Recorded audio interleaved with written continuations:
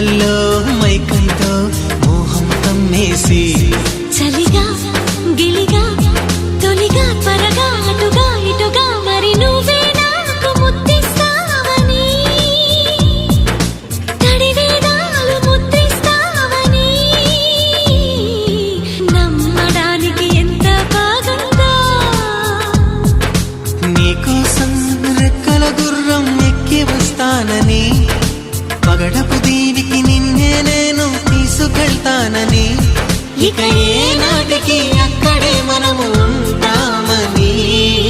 నమ్మడానికి ఎంత బాగుందో నమ్మడానికి ఎంత బాగుందో